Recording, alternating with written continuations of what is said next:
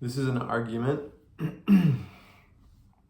relating to why we should no longer be using the death penalty. This is not my essay, but just a brief debate point. And as such, I'll be skipping a lot of material, such as an introduction, a conclusion, some history, stuff like that. And the amount of information that I've been working through is significant and time intensive. And I don't feel it necessary to labor you all with the rest of the information I've been finding. And so I will exclude anything that is not essential to a short debate. There are significant amounts of cases and studies and statistics, and this will not do it justice as a precursor. That aside, there are a lot of flaws with the death penalty. Many of those flaws are subjective and they really relate to matters of morality. As such, we won't be talking about those. Other matters, Piper will be discussing with you in her video, or has already discussed with you in her video. And so I will be only talking and going in depth on matters and topics that are supported by past experiences and recorded experiences, I should say, and cases and topics that are not covered by Piper in her video. Although she does have a very strong and relevant list of information to share with you. My first point will be in regards to innocents who lost their lives to promote an unnecessary tradition. Anyone who doesn't have any sort of serious mental deformity or defect would readily and should readily agree that any innocent life lost is too many. Quote, "It is clear that innocent defendants will be convicted and sentenced to death with some regularity as long as the death penalty exists. It is unlikely that the appeals process, which is mainly focused on legal errors and not factual determinations, will catch all the mistakes. Reforms have been begrudgingly implemented, increasing both the cost and the time that the death penalty consumes, but has not been sufficient to overcome human error. The popularity and use of capital punishment have rapidly declined as the innocence issue has gained attention. The remaining question is how many innocent lives are worth sacrificing to preserve this punishment?" And I frankly think that is very well said. That comes from deathpenaltyinfo.org, a prominent group in trying to get rid of death penalty, obviously. How many innocent lives are worth sacrificing to preserve this punishment? Piper will speak or has spoken on the idea of who justice is serving, and I'd like to second her thoughts and show my support. If the argument is that by killing criminals, we put the minds of the bereaved at ease, then they are also killers. If the argument is that we are keeping them, the criminals, from being able to do it again, then there is no argument. Rather, you are arguing that the maximum security prisons that we have here in America are not good enough. Both arguments fail to tip the scales when weighed against innocence, both in logic and in ethics. They do not hold water. Over 100 years ago, in 1923, Judge Hand said the following: "Our criminal procedure has always been haunted by the ghosts of the innocent man convicted. It is an unreal dream," end quote. A century later, as we are now, we are still haunted by and creating those ghosts. Those who are lucky will receive exoneration. Their convictions will be reversed. These reasons are directly or indirectly related to the innocence of the sentenced. Let me share with you some information about these exonerations.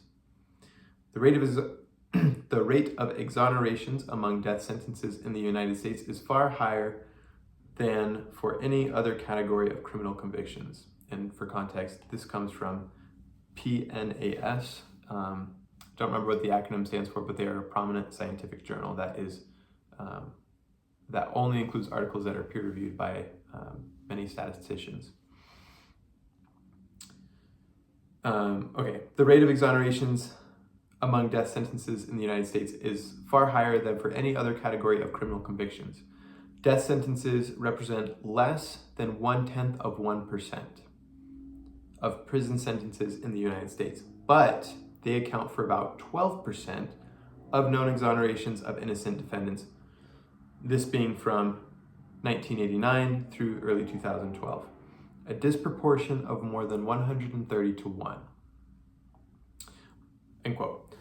So why do we care about the significant number of exonerations? Well, we care because these exonerations only represent those who are lucky.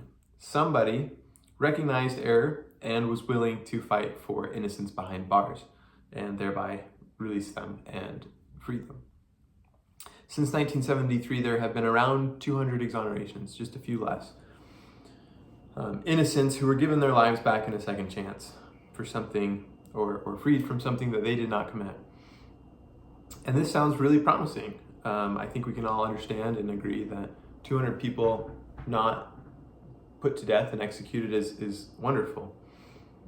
And this is a big support for the U.S. judicial system and the safeguards in place. However, this is not support for the death penalty itself and needs to be recognized as such. So again, why do we care about these exonerations besides the very significant amount of innocents going free? We care because once executed, there is no chance for exoneration. There is no point in going back to review evidence. Judges do not want to waste time. Time is money, and money comes out of somebody's pocket. In addition, the family of the murdered must front the funds for an attorney and other professional help. It just does not happen. It is too late. There can be no reparations after an execution. Nothing can make up for that. Quote, there is no way to tell how many of the 1,601 people executed since 1976 may have been innocent. Courts do not generally entertain claims of innocence when the defendant is dead. Defense attorneys move on to other cases where clients' lives can still be saved. First noting the unfortunate and grim reality, deathpenalty.org then continues, it is broadly accepted that the judicial review provided to death penalty cases in the United States has been inadequate to prevent the execution of at least some prisoners who were wrongly convicted and sentenced to death. They then go on to list over 20 cases that had strong evidence for the sentenced, that they were innocent. These cases were denied appeals or exonerations. Other sources have evidence for over double that amount of cases that they feel are strong and sound. In all, that would be over 2% of all executions since 1973. Some may be tempted to see that as a success, a less than, a 2% error rate, just over a 2% error rate. Others will rightly recognize it as tragedy and a flaw in the judicial system, and more importantly, a flaw and insufficiency in the death penalty. My second and final point is that the death penalty does not work. Obviously, it kills people, and it is effective at that. It does take life, but it is not a proactive measure to crime. Strong supporters of the death penalty will say, well, this is in place to deter, dissuade, or break against crime in America and within our citizens.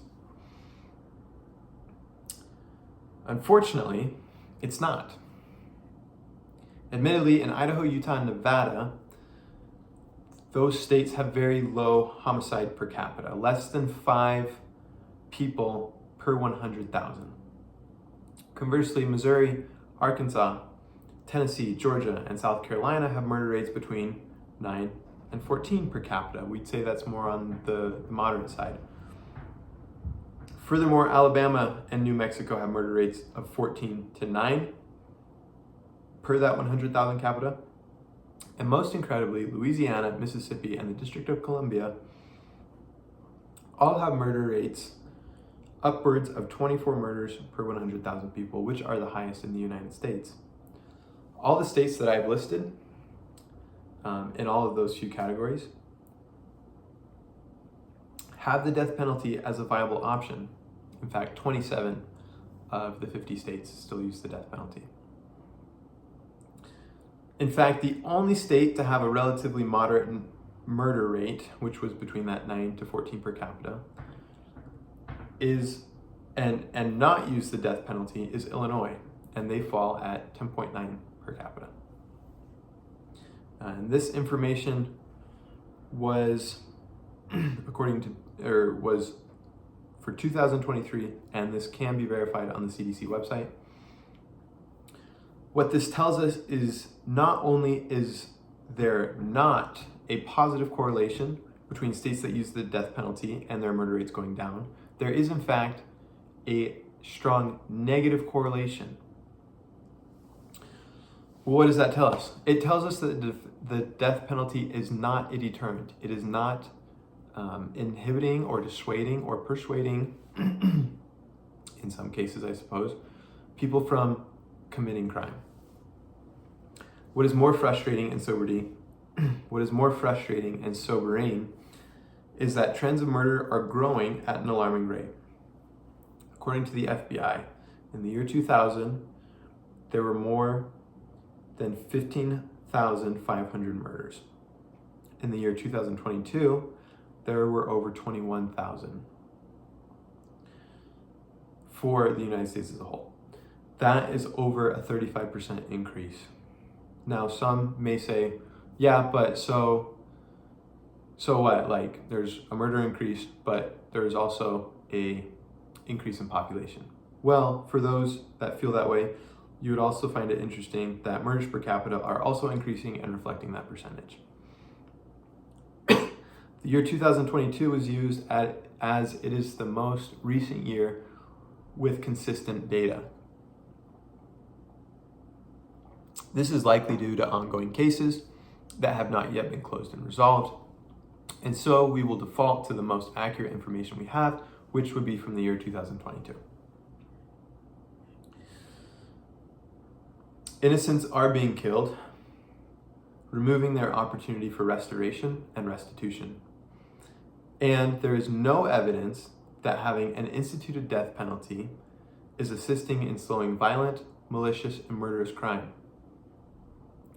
Based on the information I share with you, I repeat, the death penalty does not work.